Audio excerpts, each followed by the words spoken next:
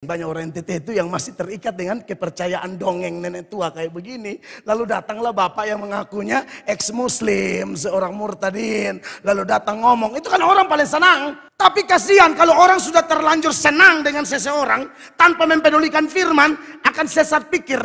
Asal orangnya hebat, asal orangnya terkenal, asal orangnya mantan Islam, pasti bagus. Ini celaka, ini celaka. Kita tidak dididik begitu. Mau sapa-sapa, selidiki. Termaksud saya.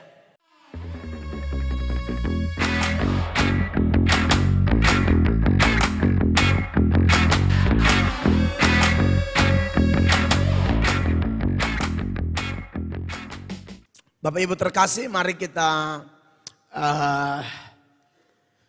perhatikan firman Allah di dalam 1 Timotius pasal 4. Kita akan baca ayat ini bergantian, berbalas-balasan. Nanti kita jumpa di ayat yang kita baca sama-sama di ayat 12. Kita mulai dari ayat 6 ya. 1 Timotius 4 ayat 6 sampai ayat 12. Saya lebih dahulu dengan selalu mengingatkan hal-hal itu kepada saudara-saudara kita. Engkau akan menjadi seorang pelayan Kristus Yesus yang baik. Terdidik dalam soal-soal pokok iman kita dan dalam ajaran sehat yang telah kau ikuti selama ini. 7 jemaat. Tetapi jauhilah tahyul dan dongeng nenek-nenek tua. Latihlah dirimu beribadah.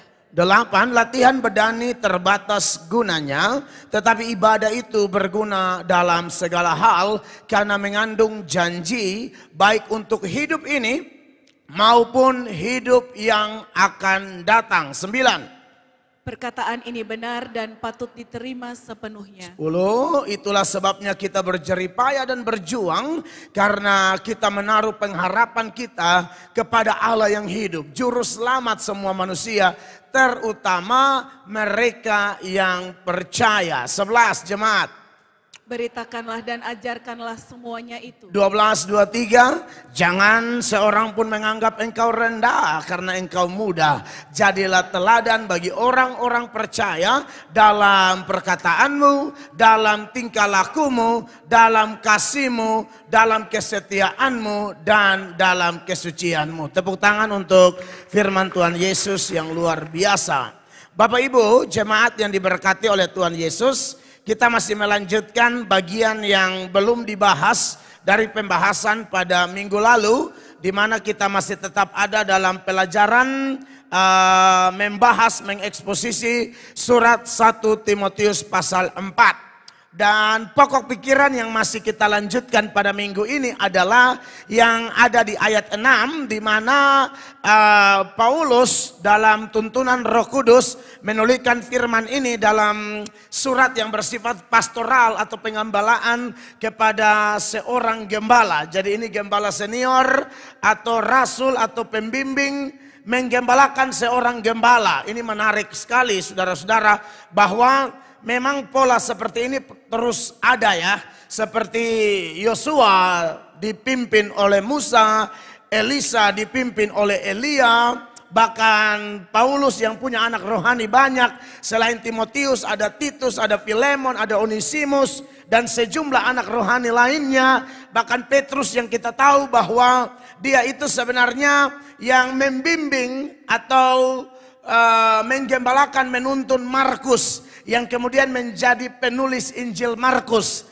Maka kalau saudara belajar sejarah Injil Markus, Markus tahu dari mana peristiwa itu, padahal dia tidak masuk dalam daftar 12 murid atau 12 rasul. Markus tahu dari Petrus. Begitu, itu sejarah Injil Markus secara garis besar. Dan menarik di dalam pastoral ini, saudara-saudara, itu biasanya apa yang sudah dialami, apa yang sudah dipraktikkan oleh sang gembala pembimbing, atau katakanlah orang tua rohani yang membimbing, itu dia sudah lakukan. Makanya dia suruh itu kepada anak didiknya. Ya, dan ini adalah hamba Tuhan yang benar. Hari Minggu kemarin saya masih kontraskan hamba Tuhan yang benar dengan hamba Tuhan yang tidak benar. Kalau hamba Tuhan yang benar, dia ajar apa dia buat itu. Atau sebaliknya, dia sudah buat apa yang sesuai dengan firman Allah dan dia ajar itu. Beda dengan guru-guru palsu atau nabi-nabi palsu.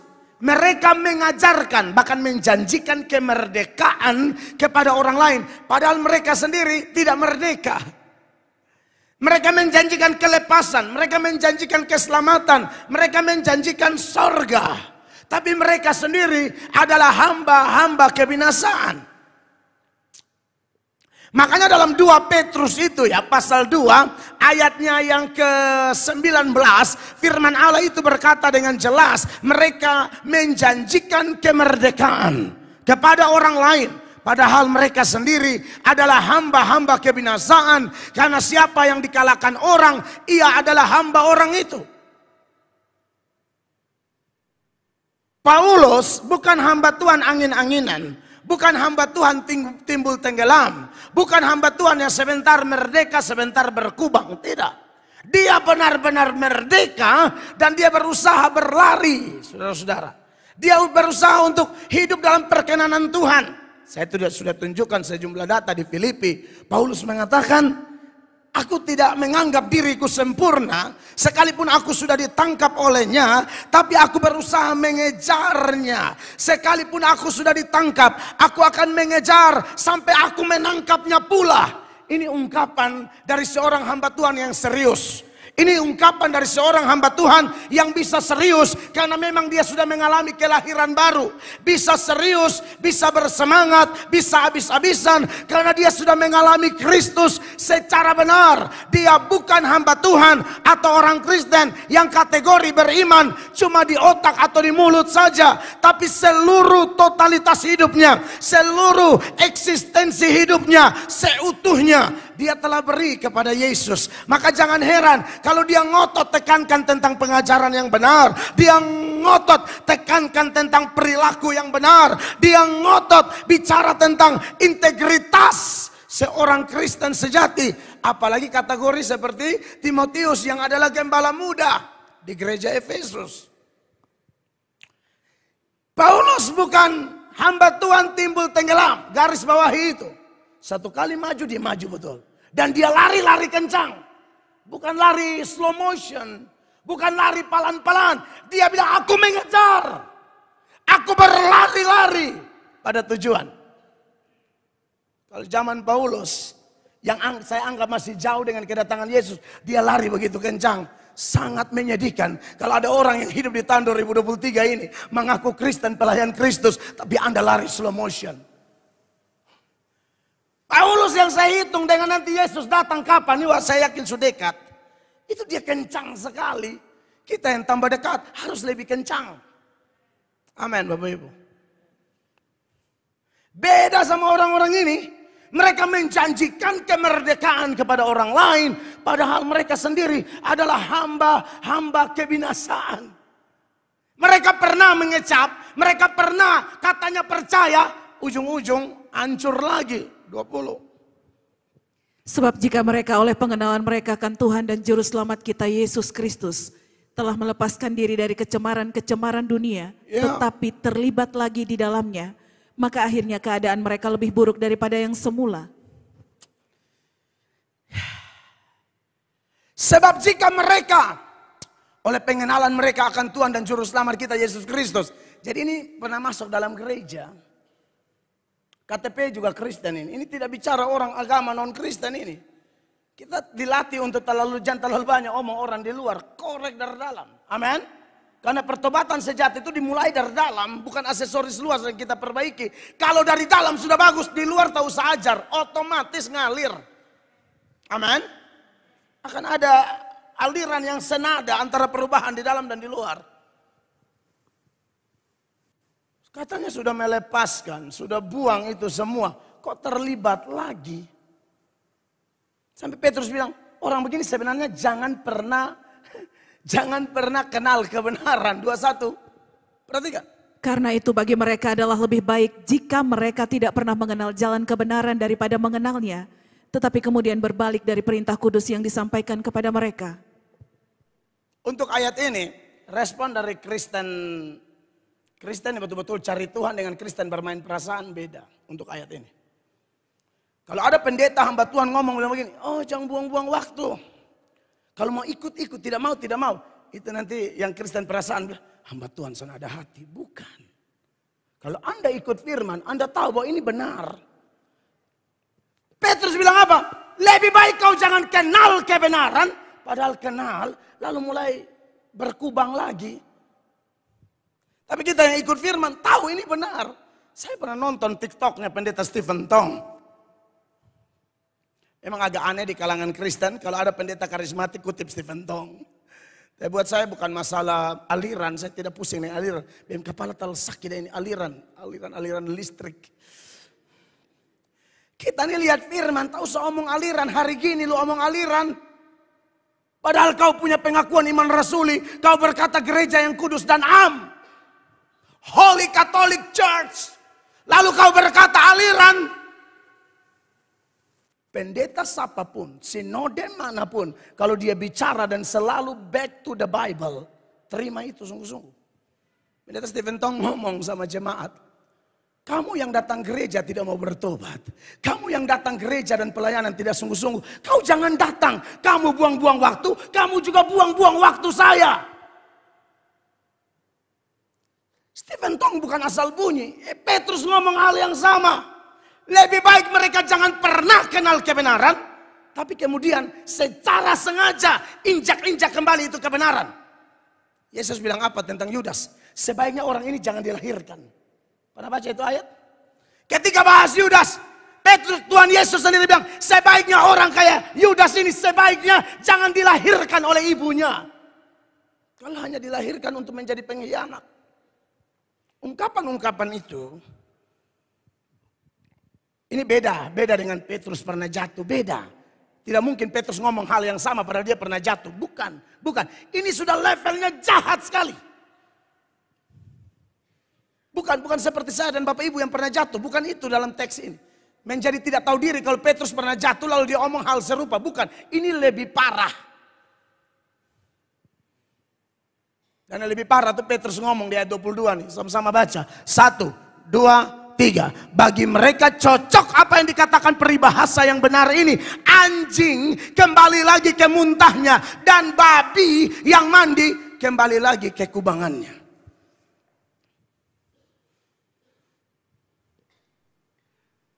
Ini sebenarnya penggambarannya begini ya. Saya rasa Bapak Ibu sudah pernah dengar dan saya harap masih ingat.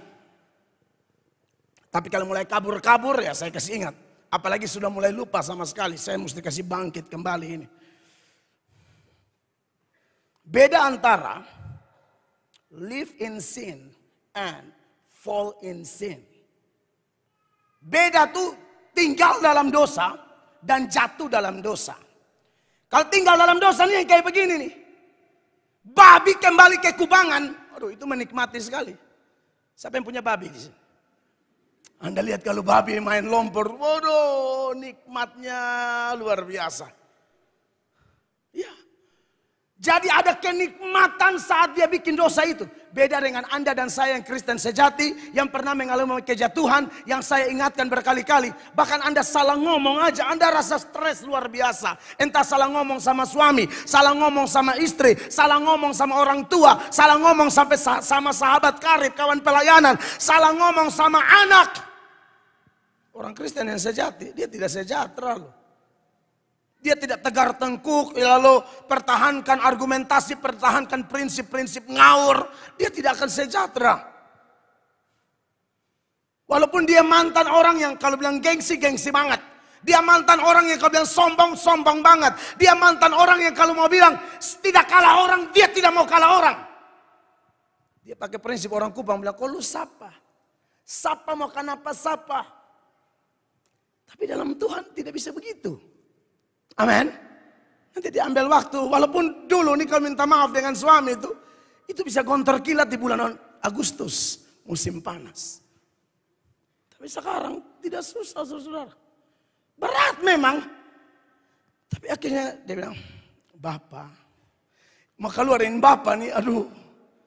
Itu sama kayak Kurawa dan Pandawa ada peperang. Pernah ingat film dulu, film India. Arjuna, Bima. Ya kan kalau Bima hanya angka gada begitu, kilat sama tang. Meminta maaf berat, mengaku salah berat. Itu dulu kalau Anda masih live in sin. Tapi kalau hanya sekedar fall in sin yang memang dialami oleh orang-orang, yang bisa dialami oleh orang-orang yang sudah percaya, tidak berat. Minta maaf itu tidak berat. Mengaku salah itu tidak berat. Bangkit lagi itu tidak berat. Bahkan bisa kalau dia dikasih kesempatan testimoni, entah di kaum pria, di kaum wanita, di kaum muda, di ibadah umum atau ibadah, dia bisa bersaksi. Bukan hanya pencapaian-pencapaian, kegagalannya dia bisa saksikan. Dia bisa omong di umum. Dan buat beta orang-orang bagian dahsyat. Sama seperti Paulus yang kita bahas. Dia bilang, Anda tahu saya siapa dulu? Ganas. Saya bacok orang, saya bantai orang saya. Itu Paulus. Tidak ada lagi gengsi-gengsi. Jaim-jaim. Jadi ini beda. Saya harap Bapak Ibu yang di fall in sin. Saya tidak minta kita jatuh, bukan. Tapi kalaupun harus ada dosa, bukan live, tapi fall. Dan saudara akan bangkit lagi. Amin, kekasih Allah. Tapi jenis ini tidak bangkit-bangkit. Nah, Petrus maupun Paulus yang kita bahas, bukan orang jenis ini. Mereka bukan live in sin. Mungkin pernah jatuh, pernah gagal, tapi mereka akan stres, terganggu luar biasa. Oke, kekasih Tuhan. Ini yang menarik untuk kita renungkan. Mereka akan bangkit lagi supaya apa? Kalau bisa hidup terus berkenan kepada Tuhan. Makanya pokok pikiran yang minggu lalu itu di ayat 6. Sebelum saya tekankan kembali supaya saudara segar, saya perlu antar saudara dengan pendahuluan tadi. Supaya kita tahu bahwa ini bukan hal yang main-main. Ini hal yang serius di zaman ini. Sebagai pengikut Kristus. Ayat 6 bilang apa? Dengan selalu mengingatkan hal-hal itu kepada saudara-saudara kita. Engkau akan menjadi seorang pelayan Kristus yang baik. John Calvin bilang pelayan Kristus yang baik artinya pelayan yang hanya melayani dengan tujuan mencari perhatian Kristus. Mencari restu Kristus. Mencari perkenanan Kristus. Mencari kesukaan Kristus. Amin Bapak Ibu. Ini harus jadi gaya hidup kita. Bapak Ibu datang gereja ini harus tanam di itu otak. Beta mau Tuhan Yesus lihat beta. Amin. Dilepas dari gereja, pokoknya di otak tertanam itu Tuhan Yesus lihat beta, Tuhan Yesus lihat beta. Karena sebelum naik ke sorga Tuhan Yesus sudah beri amanat agung. Dan dalam amanat agung itu bukan hanya ada perintah, tapi ada janji. Dia bilang apa? Ketahuilah aku menyertai kamu senantiasa. Kata senantiasa itu kapan saja, dalam setiap helaan nafasmu dan nafasku. Yesus lihat. Jangan pakai konsep lama waktu tinggal dalam dosa. Pikir Yesus cuma ada di gereja. Pikir Yesus cuma ada saat praise and worship. Pikir Yesus ada hanya saat pendeta khotbah. Pikir Yesus ada hanya saat aku ada jadwal pelayanan. Oh tidak. Senantiasa aku menyertai kamu. Karena dia senantiasa lihat kita. Dia senantiasa awasi kita. Maka berusahalah senantiasa berkenan kepadanya. Saudara, kita harus berubah oleh pembaharuan budi kita. Supaya kita bisa membedakan toh apa yang baik, apa yang berkenan, dan apa yang sempurna. Kata Alkitab, kata Paulus yang dipakai Tuhan.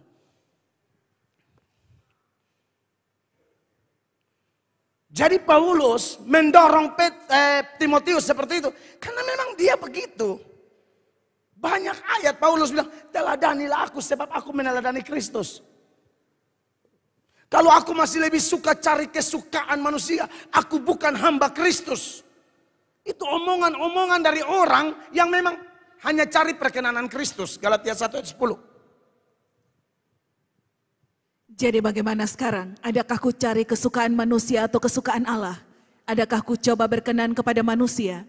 Sekiranya aku masih mau mencoba berkenan kepada manusia, maka aku bukanlah hamba Kristus. Ini perkataan dari seseorang yang tahu bahwa Tuhan tuh awasi dia terus.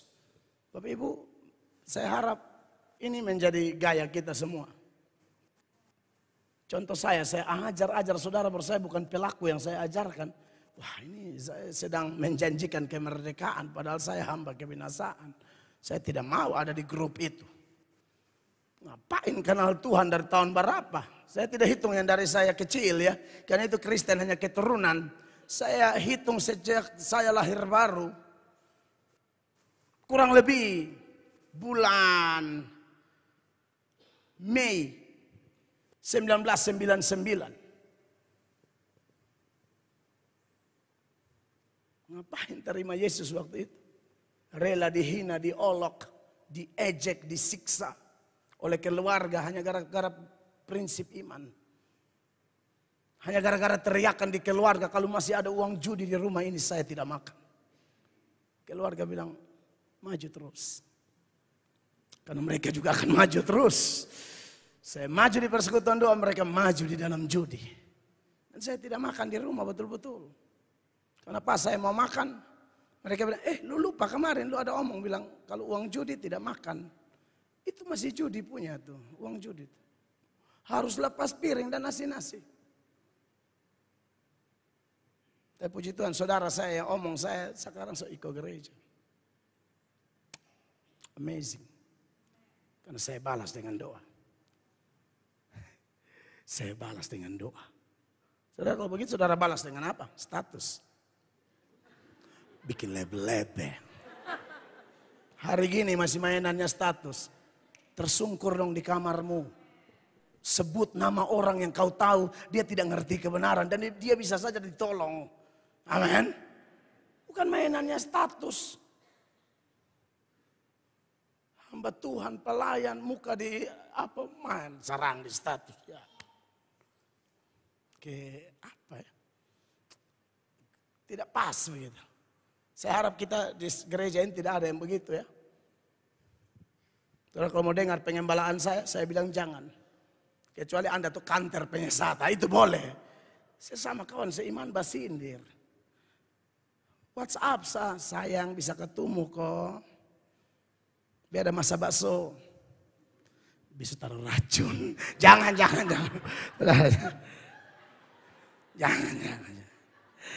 Haleluya. Saudara kita, saudara kopi basarang kawan satu gereja kita begini. Jangan begitu di sini ya. Saya tidak mau. Kita bersaudara, kita suka kakak adik, kita punya ikatan lebih kuat dari ikatan darah. Ikatan kita ini bukan darah Atok, darah Panggirai, darah Tampani, darah Johannes, darah Siobelan, darah Nait, darah Paulus, darah apalah. Lupa apalah. Malelak, darah Gi. Darah Bria, ya darah Male, darah Modok, darah Kase, darah Paliaki, ya darah Dehok, ya kan? Betul kaum Yoyo. Apalah ya? Kita bersaudara dalam darah Yesus Kristus. Beri tepuk tangan yang meriah bagi Tuhan Yesus. Saya sudah omong ulang-ulang, Thomas jatuh, Thomas kembali, Petrus dan Yakobus tidak gosip dia. Mereka rangkul dia, mereka terima dia, mereka bawa dia untuk sama-sama bergerak maju demi kepentingan kerajaan Allah.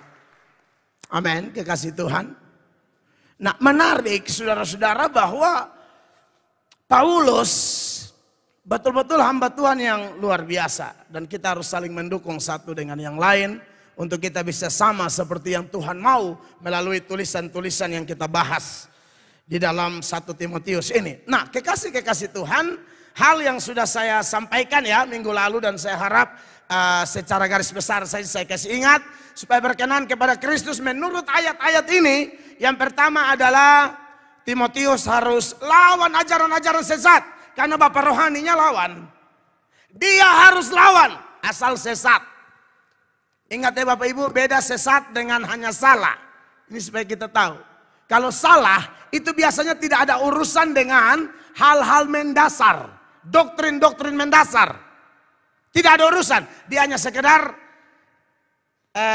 salah nih ya misalnya dia kira dia dapat bahasa roh padahal bukan.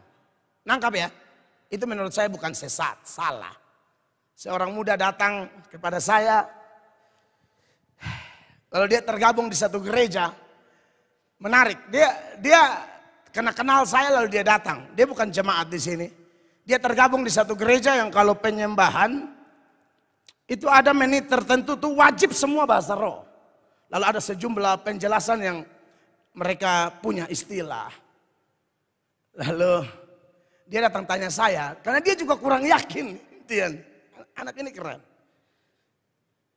Dia sudah bertumbuh di sana, sudah jadi pelayan inti, apalah macam-macam. Tapi karena dia kenal kita, di gereja ini dia ikuti di media, pengajaran kita selalu bukti dasar jelas.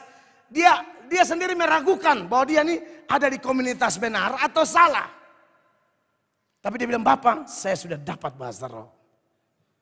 Saya ini hanya mau tanya, Bapak, kira-kira bahasa roh benar atau tidak? Saya kan tidak mungkin, coba tes, dengar. Kan tidak perlu, bahasa roh ini kan tidak bisa begitu. Ini bukan lu bisa bahasa Inggris yang kau latihan sendiri. Kalau memang konteksnya karunia itu kan istimewa. Tanpa latihan, tanpa kursus kamu bisa. Beda kan sama anak-anak kita sekarang bisa tahu berapa bahasa. Mandarin dia tahu, Spanish dia tahu, ya kan? Inggris dia tahu, Prancis dia tahu. Itu belajar, itu tidak istimewa, itu usaha. Istimewa itu tidak belajar, tahu-tahu bisa. Tapi kan saya juga tidak mungkin. Coba lu tes. Ngerti ya, saudara ya? Hanya saya kasih keterangan dia, adek. Pokoknya lu belajar Alkitab, sah. Pokoknya bahasa roh itu beda semua. Ya, lalu satu-satu. Pokoknya tertib. Jadi kalau yang lu punya tuh sama dari lu punya kakak ya WL. Nah itu salah. Beta tidak bilang sesat, itu bukan sesat. Namanya anak baru. Di gereja satu semua nih bilangnya bahasa roh. Itu kan bisa sugesti. Lama-lama masuk. Saya tanya dulu. Waktu KKR Pendeta Gilbert, saudara banyak ya yang hadir. Ada yang baterai-baterai di sini waktu altar call? Hah? Kan harus tahu ini gereja apa. You know what I mean? Saya tidak bisa bayangin kalau ini di gereja yang memang tiap minggu kayak gitu. Selesai ini. Teriak semua. Tapi dong tahu, dong antara menyembah dan bilang, di sini penggembala Mel Atok. Jadi jangan deh baterai gila teh hal. Padahal di muka nih Pak Gilbert loh. Saudara jangan main-main. Beta su bilang, beta masih gila. Pak Gilbert su pengkhotbah di TV. Kita ajaran ini dipantau oleh semua orang. Lompat-lompat, beta pemain. Dan itu Alkitabiah. Bersoraklah segala. Asik aja. Tapi kalau pokoknya bukan kita nih anti, bukan Alkitabnya mana, itu aja. Jadi dia bilang kalau lupung sama dia lupa penggembala pung, mirip dan lupung kawan 6 orang di samping. Beta mau bilang itu bukan bahasa roh, lu karena sugesti itu, karena sama-sama hari-hari. Jangankan di sini, lu tinggal lama aja di Komfatu, lu pulau kat lam aku yang aku kermen. Itu tidak bisa dihindar. Lu lama jadi benak, ya kan? Hoi guys posisi, tapi ada guysnya. Hoi guys posisi, ngumpul dong, enak guys.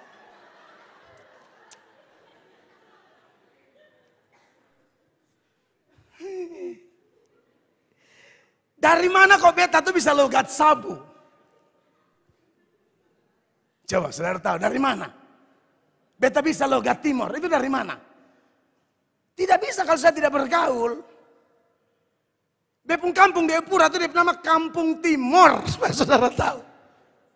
Itu amnatunnya ada, amnubannya ada, ya, amfoannya ada, amabi, amfeto lengkap. Hoi. Nah karena mana beta tahu di internet ngerti ya? Dari mana kok beta tahu itu bahasa sabu? Beta itu cuma lahir doang di Kampung Timur. Beta bergaul besar itu di Terminal Epura. Itu orang sabu paling banyak dan bukan sabu biasa, sabu mehara semua itu.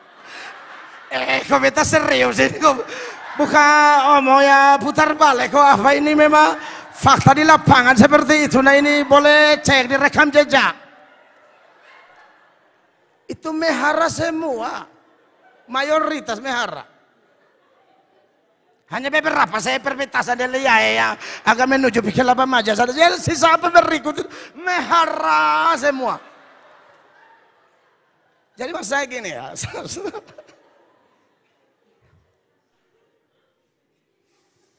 Syukur-syukur kalau yang ditularkan atau Anda tertular dengan yang benar. Amin. Sudah lingkungan kayak apa pun kayak begitu nanti. Nah ini hanya sekedar salah sih. Kalau yang tertular tuh baik, apa kan tidak ada masalah. Dulu tuh beta kan pelayanan di Jawa tuh mana-mana. Beta bahasa roh tuh beda-beda kan sesuai karena itu gereja. Jujur ini beta pernah alami itu gitu loh. Saya tahu ada bahasa roh yang asli dan saya cinta bahasa roh yang asli. Tapi pernah ada fenomena di mana saya gabung dengan gereja. Loh kok saya punya sujadi dengan Bapak Gembala pun mirip. Dengan di sini kok mirip kayak ini. Masa Roh Kudus model begitu? Itu menghina Roh Kudus. Roh Kudus terlalu kaya. Semua bahasa dia yang cipta. Mulai dari dekas kacau di Babel sampai ini hari. Dan saya bilang, adek, lu salah. Saya tidak bilang sesat. Kalau sesat itu kalau mereka bilang begini. Kalau tidak ada bahasa roh, masa neraka. Itu sesat. Karena sudah ada urusan dengan keselamatan. Doktrin. Kalau tidak ada bahasa roh, neraka. Itu sesat. Kalian sekedar bahasa roh harus atau tidak tanpa menyinggung doktrin aman. Itu hanya salah benar. Nah saudara-saudara jadi Paulus mau Timotius harus hantam yang sesat-sesat. Dan bagaimana dia bisa hantam yang sesat-sesat?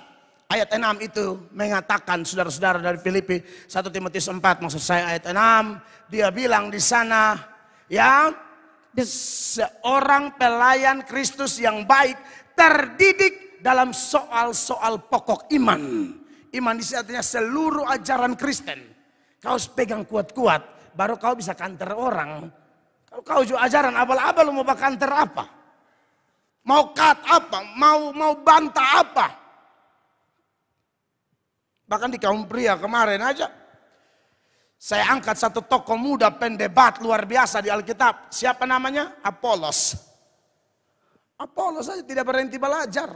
Mau diajar. Sampai akhirnya jadi berguna. Orang kayak begitu tanda-tanda orang hidup dalam kasih karunia begitu. Sekalipun sudah pintar rendah hati. Sekalipun sudah pintar tahu firman Allah. Tapi tidak berhenti belajar. Ini yang Paulus mau dari Timotius. Kamu harus dididik dalam pokok iman. Ajaran yang sehat. Kalau mau berkenan di hati Kristus. Karena pokok iman, ajaran sehat itu sama dengan hati Tuhan, kehendak Tuhan yang sejati. Makanya ditanya jawab kaum pria kemarin, saya kutip apa yang dialami oleh Apolos dalam Kisah 18 mulai ayat 24. Ini pengkhotbah kelas berat saudara-saudara. Tapi Anda lihat dia juga ada salah dan dinasehatin dan berubah, rendah hati luar biasa. Mantap ini. Sementara itu datanglah ke Efesus seorang Yahudi bernama Apolos yang berasal dari Alexandria. Ia seorang yang fasih berbicara dan sangat mahir dalam soal-soal kitab suci. Ini kalau bilang khotbah jangan tanya lah. Dia bilang ia seorang yang fasih ngomong, fasih bicara dan sangat mahir dalam soal-soal kitab suci. Ini teolog muda, pengkhotbah muda yang betul khotbahnya bukan khotbah sembarang, memang khotbah Alkitabiah. Kelebihan lain lagi, 25. Ia telah menerima pengajaran dalam jalan Tuhan. Dengan bersemangat ia berbicara dan dengan teliti ia mengajar tentang Yesus. Tetapi ia hanya mengetahui baptisan Yohanes. Oh khotbahnya berapi-api, semangat, 26. Ia mulai mengajar dengan berani di rumah ibadat. Pemberani, terus. Tetapi setelah Priskila dan Aquila mendengarnya, mereka membawa dia ke rumah mereka dan dengan teliti menjelaskan kepadanya jalan Allah. Fasilida, mahir kitab suci, semangat. Pemberani, ajar apa-apa teliti. Itu pun masih kurang. Kekurangan itu siapa yang lihat? Priskila dan Aquila.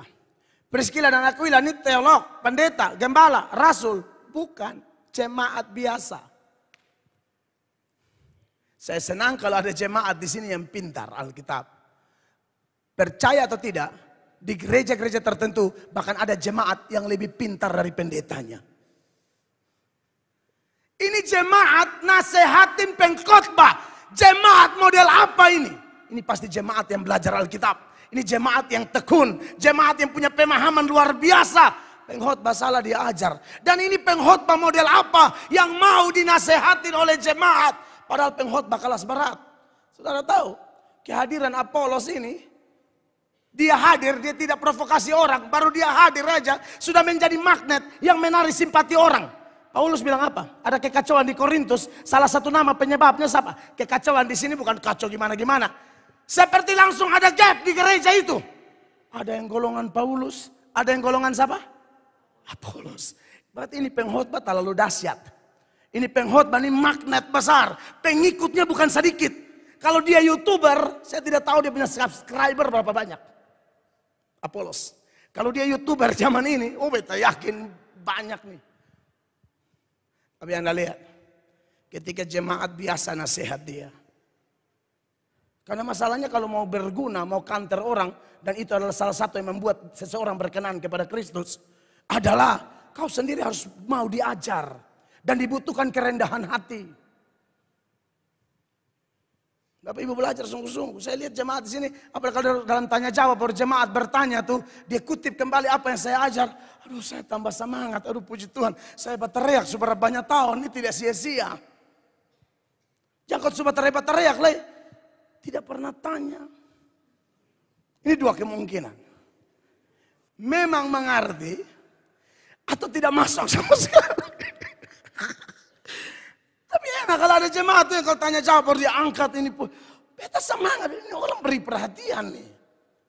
Jangan hanya beri perhatian tuh di hal-hal moral, hal-hal yang menyentuh emosi kan ada motivasi. Ayo bangkit supaya sukses. Boleh, boleh. Tapi itu tidak substansi ngomong doktrin. Amin Bapak Ibu. Dan saudara lihat nanti Apolos tambah jadi apa? Tambah hebat, tambah berguna. Saya bilang ini tanda-tanda orang dikuasai kasih karunia Allah. 27. Karena Apolos ingin menyeberang ke Akaya, saudara-saudara di Efesus mengirim surat kepada murid-murid di situ supaya mereka menyambut dia. Setibanya di Akaya maka ia oleh kasih karunia Allah menjadi seorang yang sangat berguna bagi orang-orang yang percaya. Orang begini akan tambah berguna. Saudara yang tidak mau diajar, tidak mau dinasehatin, sombong, angkuh, engkau tidak ada guna dan hidupmu hanya celaka malah petaka sial kalau kamu tidak bertobat. Amin Bapak Ibu. Yang mau dengar-dengaran kayak Apolos, ini Alkitab dan tambah berguna. Dan bergunanya dalam hal apa? Seperti yang Paulus minta kepada Timotius, mau berkehendak sesuai dengan kehendak Allah. Hantam itu penyesat-penyesat. Apolos melakukan hal yang sama. 28. Sebab dengan tak jemu-jemunya ia membantah orang-orang Yahudi di muka umum. Dan membuktikan dari kitab suci bahwa Yesus adalah Mesias. Tidak main di belakang-belakang. Muka umum. Dan bantahnya bukan bantah emosi sesaat atau perasaan. Iya tapi menurut saya. Ayat mana? Ini ayat bilang membuktikan dari kitab suci. Dia bilang sama Apolos, dia bilang sama Timotius, bilang apa? Kamu harus terdidik dalam pokok iman. Ajaran sehat, itu pasti kitab suci. Seberapa banyak orang Kristen yang paham ini. Bahwa untuk menjadi berkenan kepada Allah, salah satunya adalah lawan penyesat. Yang kedua, supaya punya modal lawan penyesat, harus mau diajar, belajar banyak, serius. Belajar firman Allah itu, Amsal bilang, dia lebih dari cari emas. Dia lebih dari cari harta karun. Pernah nonton film orang cari harta karun? Itu mau korban nyawa pun dia rela. Padahal ini mati tidak bawa. Firman Allah nih kekal. Makanya Amsal bilang, cari lebih dari cari emas atau cari harta karun. Cari kebenaran. Terima kasih buat jemaat terkasih yang memahami ini. Bapak Ibu hadir di gereja, anak-anak muda hadir di gereja karena mau dididik dalam ajaran yang benar. Lalu apa lagi? Supaya semakin berkenan menurut data yang kita bahas secara berbalas-balasan ini. Ayatnya yang ke-7, dia bilang begini. Tetapi jauhilah tahyul dan dongeng nenek-nenek tua, latihlah dirimu beribadah. Dalam ayat ini ada larangan sekaligus ada perintah. Ya, jadi memang kita di dalam Tuhan itu bukan hanya menjauhi apa yang Tuhan larang, tapi harus melakukan apa yang Tuhan perintah. Jadi ajaran negatif dan ajaran positif. Negatif itu sama dengan larangan, positif itu sama dengan perintah. Ya, jadi saya harus bilang itu supaya saya dan saudara memahami. Karena ada jenis dosa tuh, ada dosa aktif, dosa pasif. Dosa aktif itu apa yang Tuhan larang justru dia buat. Dosa pasif, apa yang Tuhan perintah dia tidak buat. Itu dosa. Maka dalam hal berbuat harus lihat data-data. Dan puji Tuhan di ayat 7 ini satu lagi yang menjadi penopang supaya seorang semakin berkenan atau tuntutan dari Tuhan supaya seorang semakin berkenan kepada Kristus. Ada larangan, ada perintah. Larangannya adalah jauhilah tahyul dan dongeng nenek-nenek tua. Ini mungkin tidak seberbahaya ajaran-ajaran sesat di atas tadi. Karena ini hanya dongeng-dongeng. Dongeng-dongeng di sini adalah dongeng-dongeng ngawur yang tidak ada hubungan dengan kebenaran. Dan memang yang menggiring orang kepada kebengkokan. Karena dongeng-dongeng ini isinya tipu semua. Contoh. Seperti yang berkembang hari-hari ini. Saudara-saudara. Gampang sekali orang Kristen tertentu itu percaya. Kalau ada satu orang diberi kesaksian. Saya sudah ke neraka. Saya mati 4 hari. Banyak orang yang suka begini. Dunia-dunia roh-roh jahat. Saya percaya bahwa bisa tidak Tuhan membawa orang ke neraka. Atau dia mati dan bangkit. Saya yakin masih bisa. Tapi percayalah itu hanya sedikit. Tidak mungkin orang seenak-enaknya cerita bersaksi ini. Dulu saya dengar orang. Dia bersaksi dengan semangat, waktu saya di neraka, saya neraka. Tapi dia pulang dari neraka, dia naik motor tidak pakai helm.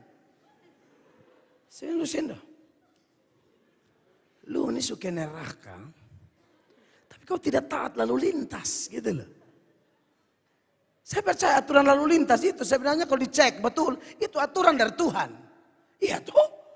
Tuhan mau melindungi lu kepala tuh pakai helm dahulu. Jangan terlalu bayangkan tuh malaikat berkemah. Helm kemah di mukamu itu. Jangan terlalu bayangkan yang spektakuler. Padahal hal-hal sepele yang Tuhan pakai memang untuk lu selamat. Karena di status bilang helm berkemah di sekeliling telinga dan rahangku. Naik sedikit-sedikit. Pokoknya disuruh capek di bumi, disuruh neraka. Pokoknya disuruh capek di fonten, disuruh naik di surga. Ini menurut saya, karena terlalu jadinya kayak barang mainan. Pokoknya ada lagi pendeta tertentu itu yang saya pernah dengar tuh tiap hari Jumat.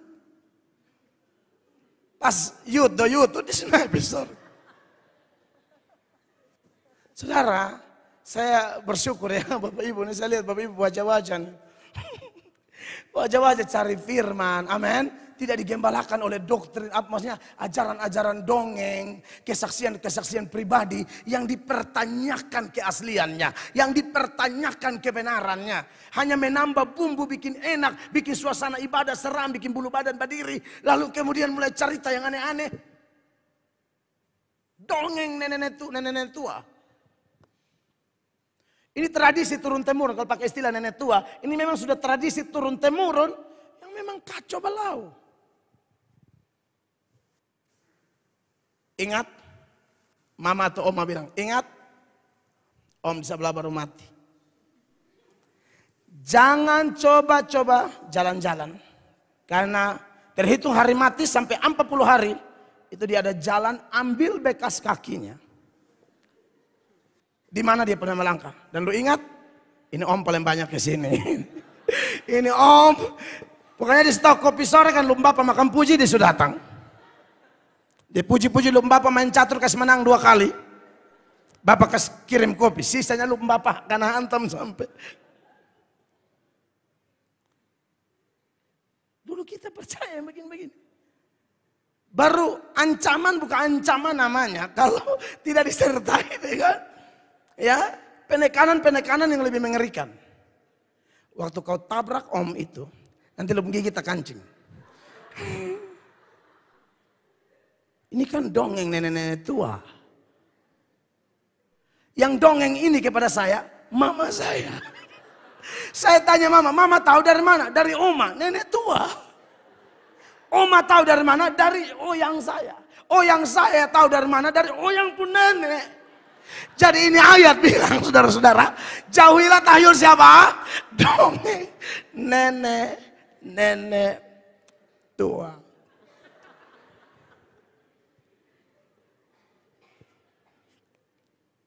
Saudara, apa-apa uji dengan firman. Amin. Saya itu kan serba salah ya kadang-kadang ya saudara-saudara. Saya kan namanya beta ini kan sudah dikenal dengan organisasiku GSCA. Tapi saya itu kan mau berekumen dengan banyak orang. Kasihan juga kalau kaget-kaget ada teman dari luar NTT yang sudah WhatsApp. Pak, kami ada di Kupang. Bisa pelayanan di Amazing Grace enggak? Saya balas enggak tahu.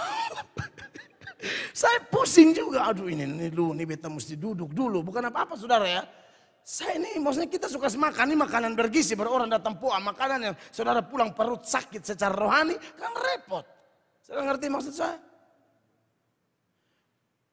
Kita tahu kapan kasih mimbar. Kita tahu kapan jaga mimbar. Gereja begitu. Jangan main kasih aja. Saya jadi pikiran gitu loh.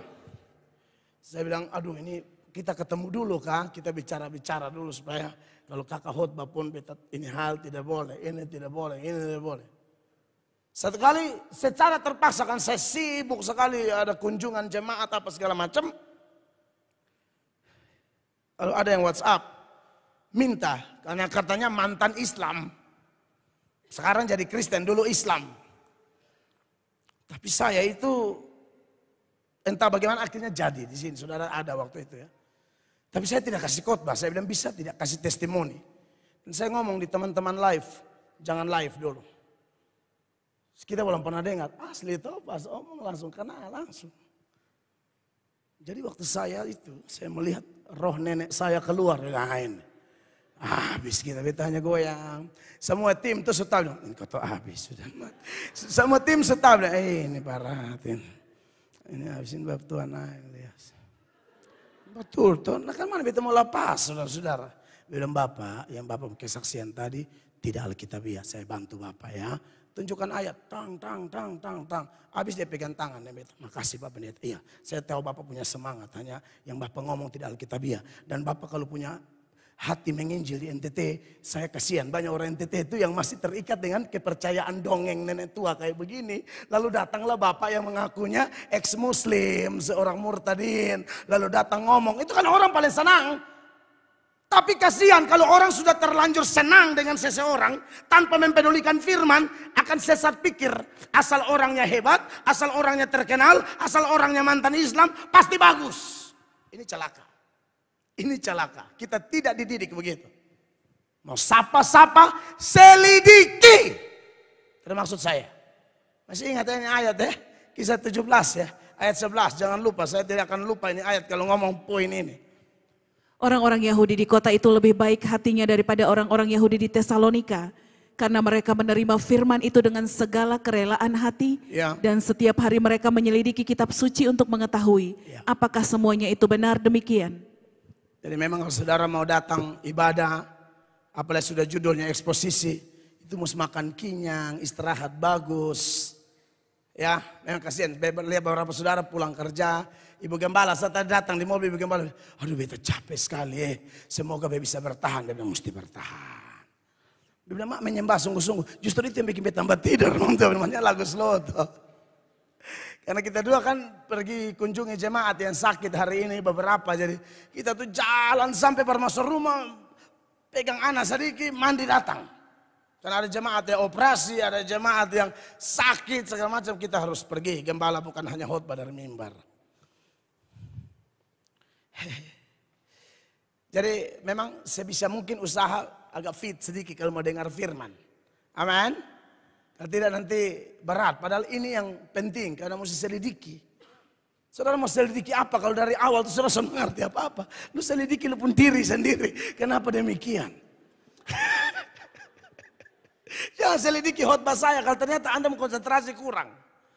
Kenapa jemaat Berea ini bisa selidiki khotbah pendeta? Perhatiannya terlalu kencang. Paulus ngomong dong, posisi dong rubah, sama perhatian tidak. Amin. Tidak ada larangan dalam kitab suci merubah posisi. Ya karena terlalu kiri kan asam. Ya kan, ganti kanan. Tapi jangan firman-firman, takut justru geser lu pun handphone, nonton cara masak. Aduh, beta tuh sebenarnya pengen cek ke lu di sini. Hanya beta tuh takut Tuhan, sah. Cara masak kau cari tahu deh jam ibadah nih. Bagaimana cara bikin ikan kunyit lombok buah besar? Tuhan ampuni. Tapi di sini saya lihat tidak ada ya. Tidak ada yang bertobat. Tidak, baik bercanda.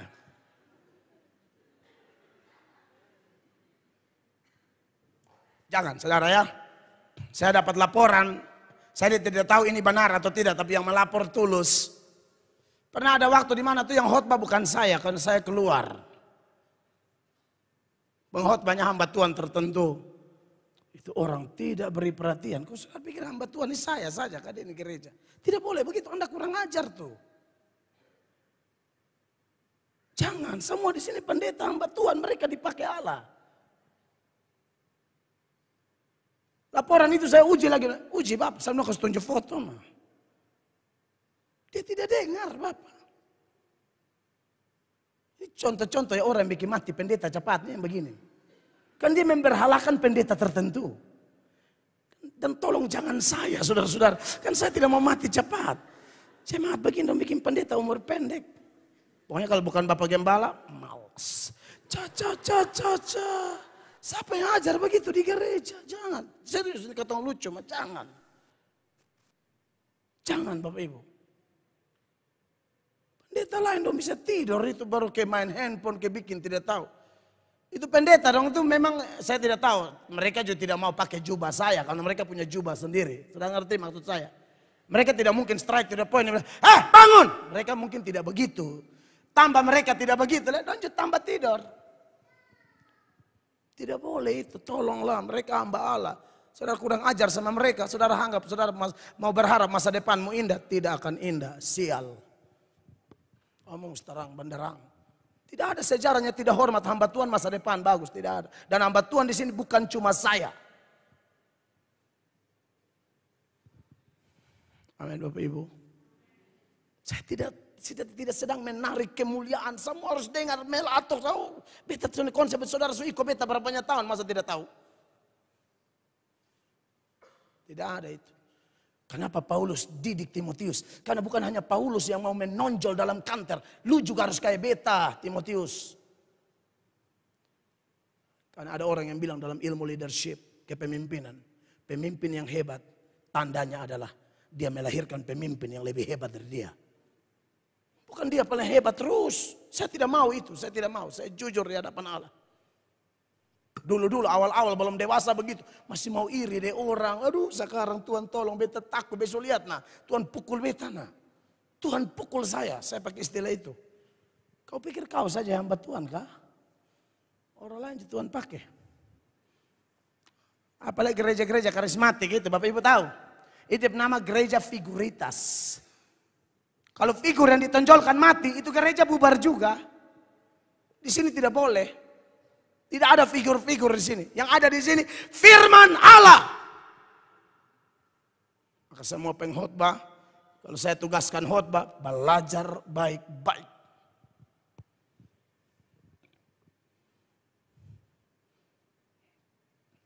Bapak Ibu jemaat. Apalagi di ayat 7 itu. Dari 1 Timotius 4. Selain nenek tua dan pundongeng, angka buang, apalagi? Latihlah dirimu beribadah. Latihlah dirimu beribadah. Haleluya. Bapak Ibu, kata beribadah di sini kalau terjemahan Inggris dia pakai kata kesalehan. Dan memang dari kata Yunaninya dia pakai kata eusebia. Eusebia itu artinya kesalehan. Memang kalau dalam konteks kita kalau gabung teks bahasa Indonesia, teks Greka dan beberapa teks Inggris tak terhindarkan bahwa Yang namanya orang saleh tidak mungkin tidak, pasti ibadah. Amin. Jadi saudara-saudara, jauhi itu, larangannya ialah jauhi itu dongeng-dongeng yang tidak membangun iman. Hanya bikin kacau, bahkan meragukan firman. Kenapa saya bilang bikin kacau dan meragukan firman? Seperti yang dongeng-dongeng yang kita temui di negeri kita ini. Dongeng nenek-nenek tua. Kalau ada orang mati, hordeng tagoyang, nenek datang toh. Walaupun kita sudah ada firman Allah yang jelas bilang orang mati tidak kembali. Tapi Anda lihat, dongeng nenek-nenek tua itu sangat mempengaruhi sehingga orang akan meragukan ini firman. Mereka akan lebih percaya ini fenomena. Entah ada setan di balik itu atau apa tidak tahu. Pokoknya mereka akan lebih percaya. Oleh karena itu, latihlah dirimu dalam kesalehan. Bagaimana orang bisa saleh? Orang bisa saleh yang pertama karena dia sudah menerima Yesus. Yang kedua, saudara-saudara, dia mengaku dosa. Yang ketiga, dia belajar firman. Yang keempat, dia melayani dan berusaha jadi berkat sampai akhir. Itu tanda-tanda orang yang melatih dirinya dalam eusebia atau kesalehan. Tidak cukup sampai di situ. Eusebia ditekankan lagi di ayat 8. Perhatikan. Latihan badani terbatas gunanya, tetapi ibadah itu berguna dalam segala hal. Iya. Karena mengandung janji. Terus? Baik untuk hidup ini maupun untuk hidup yang akan datang. Saudara, latihan badani terbatas gunanya, tetapi ibadah itu berguna dalam segala hal. Latihan badani terbatas gunanya sama dengan gunanya cuma sedikit. Saudara yang rawat tubuh, lari sore, beberapa ibu yang boxing, Tuhan baik. Itu baik. Dan malam ini kita kasih ingat, dia pengguna sedikit. Makanya saya lihat beberapa ibu yang aktif olahraga, tapi kalau ibadah mereka aktif juga. Karena mereka tahu olahraga betul sehat. Tapi dibanding ibadah yang membangun kesalehan, itu lebih gunanya lebih tinggi. Amin. Saudara yang lari soler, lari pagi, lari dari rumah, saudara dengar. Dan lari itu sampai susun tahan di rumah. Akhirnya lari. Lari pisoe, pekefa. Kemana pun engkau berlari. Larimu terbatas. Tapi larilah seperti Paulus berlari. Itu lari dalam kesalehan. Amin. Saudara sudah tahu apa yang saya maksudkan atau ayat mana yang saya bicarakan. Filipi pasal 3 ayat 14. Ini nama lari, bukan lari yang kayak bapak ibu yang sudah lari mau tes polisi. Bukan. Silakan, itu Anda memang mesti olahraga ya. Jangan son olahraga baru pi. Komandan baru banting kaki langsung kincing di celana basah. Lu pulang. Lu mau jadi polisi apa begini? Baru banting kaki. Nah kan senjata tembak, musuh tembak le. Bukan kincing le. Mencret 2 hari. Perhatikan Filipi 3 ayat 14. Filipi 3 ayat 14. Silakan. Dan olahraga perlu. Kalau mau tes polisi mesti olahraga. Tidur cepat. Jangan main game sampai jam 4 pagi. Pucat-pucat baru tes. Polisi bilang, sebelum tes berlangsung, lu lihat ada pos kosong, lu tidur. Mau jadi polisi, hidup tidak disiplin, kesehatan anak-anak muda. Kalian yang pelayanan di sini nih, tim-tim multimedia tuh kita lihat paling kuat tuh. Ada yang nonton game, nonton Duo Serigala. Ya kamu bukan cuma nonton game, Duo Serigala juga nonton. Itu merusak roh. Sudah, kita tidak usah bongkar dosa orang. Ini hanya contoh. Saya tidak omong nama loh ya. Ini kebetulan lewat di otak saya. Kan tidak ada omong nama loh ya. Bersih loh ya, bersih loh ya. Game saja berlalu-lalu itu tidak bermanfaat. Apalagi Duo Serigala. Memang kau semangat waktu itu. Tapi nanti kau akan loyo di pagi hari. Bodok. Jadi ketua multimedia cek, kalau siapa yang masih Duo Serigala, jangan kasih pegang alat-alat, tapi taruh lihat suka koslet. Karena Duo Serigala itulah banyak alat rusak. Ini pekerjaan kudus, kapu mata lihat Duo Serigala baru udah terabain barang. Kurang ajar. Jangan-jangan ini jemaat kasih endoi untuk pekerjaan kudus. Bukan cuma Duo Serigala, trio macan pun dilarang. Jangan kalau mau tes polisi, mau tes tentara. Ya. Atau lu tes-tes yang lain, jaga kesehatannya. Ya, baca dulu ini ayat, Kak Anita, perhatikan.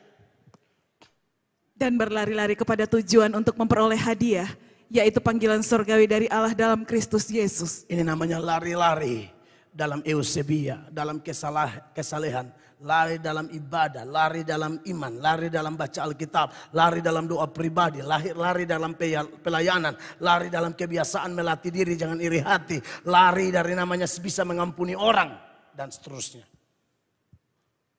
Amin, kekasih Allah. Jadi, lakukan ini, karena ini berguna untuk hidup yang akan datang.